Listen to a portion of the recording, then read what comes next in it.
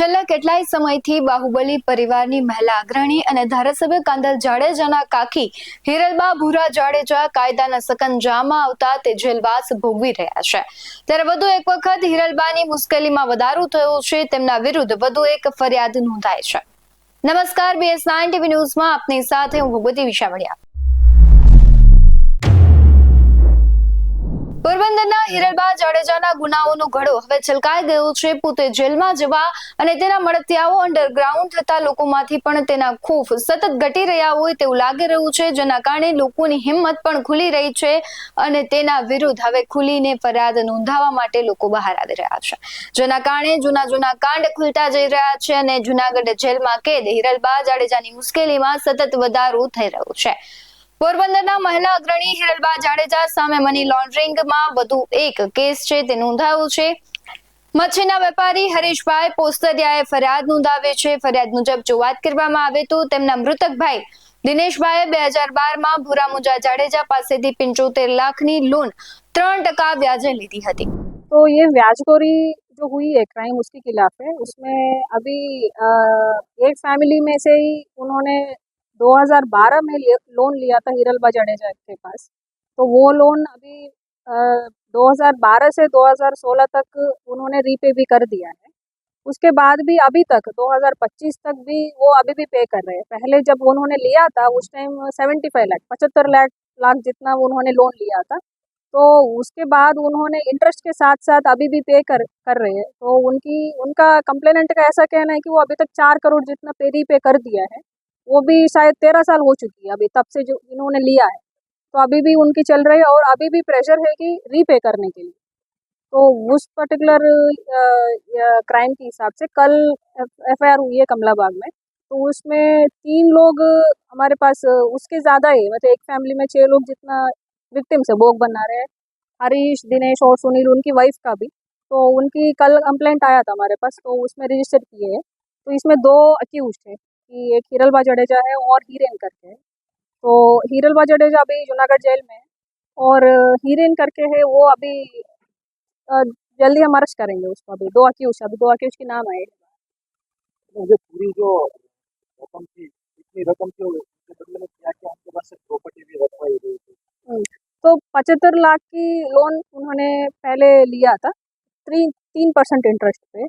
तो पहले ये ऐसा कह रहे कि उनके पास बहुत सारे प्रॉपर्टी थे और 4 बंगला है, ऐसा जितने भी प्रॉपर्टी उन्होंने पूरा कोलेट्रल जमा करके अभी उनकी हाल ऐसा हो गई कि अभी बाड़े मकान में वो रह रहे हैं। तो उनकी जितने भी प्रॉपर्टी है वो पूरा अभी उन्होंने बेच भी दिया है ये ब्याजखोरी के हिसाब से। और जितने भी अभी उनके पास जो है वो लोग अभी बाड़े में रह रहे हैं। मतलब पहले लोन जब लिया था वो तब उसकी हाल अलग थी, अब बहुत खराब हाल हो गई ब्याजखोरी के हिसाब से। मैंने इस जो एक के मुताबिक किस तरह से उसने जो 75 लाख के जो 4 करोड़ भरे, किस तरह से उसका रिकवर होगा, किस तरह कैसे क्या? फर्स्ट ऑफ ऑल जो इन्होंने जो लिया था उसके रिलेटेड प्रूफ हमको इकट्ठा करना पड़ेगा। जैसे कि मान लीजिए कि उस टाइम में किस तरीके ने उन्होंने दिया है, 75 लाख जैसे किया है वो देखना पड़ेगा कि कैश दिया है कि बैंक ट्रांजैक्शन हुई है, वो देखना पड़ेगा। तो इसमें पूरा यही होगा कि अगर ये लोग कह रहे हैं कि कंप्लेनेंट और भोग बना कि 4 करोड़ की रीपे हमने किया है, तो 4 करोड़ देखना है कि भाई आपने कैसे कैसे वापस किया है। तो बैंक ट्रांजैक्शन हुई है, UPA हुई है, कैश की हुई है। अगर कैश की हुई होगी तो दूसरी विटनेस को देखना पड़ेगा हमको। तो दूसरी विटनेस के हिसाब से हमको पता चले कि थर्ड पर्सन से कि एक्चुअली कितना रीपे किया है, तो वो चेक करना है। अभी इन्वेस्टिगेशन में वही बाकी है। नॉट नेसेसरीली ऑडियो क्लिप है। यस दूसरे नाम आया यस। वो अभी देखिए, अभी हमको अभी प्राइमरी इन्फॉर्मेशन ऐसे है कि 150 जितना ऑडियो रिकॉर्डिंग्स मिला है। तो इसमें इन्वेस्टिगेशन में ऐसे होगी कि अंदर क्या क्या लिखा हुआ है वो हमको देखना है। मतलब जो भी बोल रहे हैं कि कौन बोल रहे हैं, क्या बोल रहे हैं। तो दूसरी 2 पार्टीज, मतलब बातचीत जब होती है 2 लोगों के बीच में होती है, वो 2 लोग कौन है वो एस्टेब्लिश करना है। वो हमारे क्राइम में कैसे रिलेटेड है वो एस्टेब्लिश करना है। उसके बातचीत में क्या क्या निकल रही है वो हमको पहले वर्कआउट करना है। रजिस्टर तो अभी कल ही हुई है, तो पहले हमको देखने के क्या क्या नाम आएगा, उसके बाद जो भी इन्वेस्टिगेशन होगी वो होगी। सुनील हेमेन्द्रभाई खोरावा। સુનિલભાઈ, અમારા સગાઈએ ફરિયાદ કરી હતી, કોણે ફરિયાદ કરી અને આખી ઘટના શું છે? ઘટનાનો બનાવ એવો છે કે મારા મામા ફરિયાદીમાં છે અને 2012માં અમે લોકોએ ફેક્ટરી બનાવવા માટે તાત્કાલિક પૈસાની જરૂર પડેલી ત્યારે અમે ભૂરાભાઈ મુંજાભાઈ પાસેથી 75 લાખ રૂપિયા 2012માં 3% લેખે વ્યાજે અમે એમની પાસેથી લીધા હતા. તમે વ્યાજે પૈસા લીધા તો હિરલભાઈએ તમારી પાસેથી કઈ રીતે પઠ્ઠાની ઉઘરાણી કરી, કેટલી ઉઘરાણી કરી હજી સુધીમાં અને કઈ રીતે કરી છે? 2012થી જ્યાં સુધી ભૂરાભાઈ જીવતા હતા 2016 સુધી ત્યાં સુધી રાબેતા મુજબ વ્યવસ્થિત ચાલતું હતું અને અમે તેમને વ્યાજ રેગ્યુલર પહોંચાડતા હતા. થોડું ઘણું મોડું થાય તો એ થોડી ઘણી પેનલ્ટીમાં એ વ્યાજની પેનલ્ટીમાં લઈ લેતા હતા. પણ જે હિરલબા જે સમયથી સાચવ્યું છે, બધું સંભાળ્યું ભૂરાભાઈના ગુજરાન પછી, એ પછી એમને અમે વ્યાજ પહોંચાડવામાં થોડા પણ મોડા વહેલા થતા એટલે પેનલ્ટીઓમાં બહુ વધારો કરી દીધો. 5 થી 10% આખી મૂળ રકમ ઉપર પેનલ્ટી લેતા અને અમે 75 લાખના 2012થી અત્યાર સુધીમાં પ્રોપર્ટી અને રૂપિયા સાથે 4 કરોડની આસપાસ અમે પૈસા એમને પ્રોપર્ટી સહિત જમા કરાવેલા છે. તમને કયા લોકો દ્વારા ફોન આવીને કેવી કેવી ધમકી? વધારે પડતો હિરલબા તરફથી જ ફોન આવતો હતો અને જો પૈસા તો આગળ પાછળ થતા એટલે એમનું વર્તન બદલી જતું અને ગેરવર્તનથી જ વાત કરતા અને ક્યારેક એમના માણસો પણ ઘેરે આવીને ધમકાવા આવતા. તમને કોને કોને ધાક ધમકી આપી, શું શું ધમકીઓ આપી છે?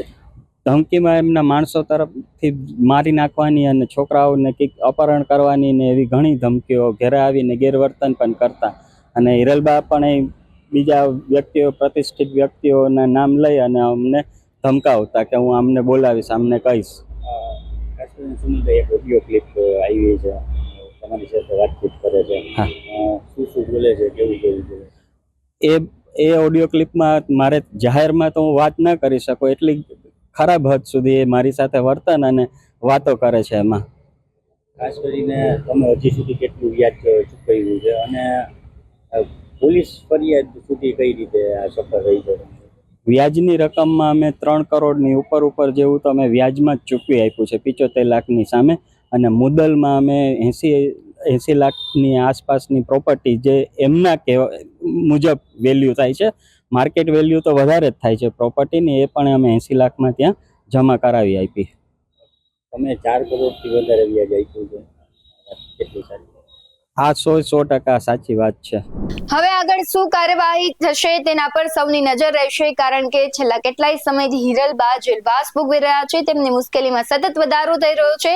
લોકો હવે જાગૃતતા લોકોમાં આવે છે ને કહેવાય છે હિરલબાનો ડર હવે નથી રહ્યો અને પોલીસ તેમને હિંમત આપી રહી છે કે જો તમે હિરલબાએ તમારી સાથે કોઈ પણ એવી ગુનાહિત પ્રવૃત્તિ કરી હોય ને તમે એનો ભોગ બન્યા હોય તો તમે સામે આવો, ફરિયાદ નોંધાવો, એનાથી ડરો નહીં. અને હવે લોકો પણ ડર્યા વગર ફરિયાદ નોંધાવી રહ્યા છે. ત્યારે શું કાર્યવાહી થશે આગળ તે જોવું રહ્યું. તમને શું લાગી રહ્યું છે કમેન્ટ બોક્સમાં જરૂરથી જણાવજો.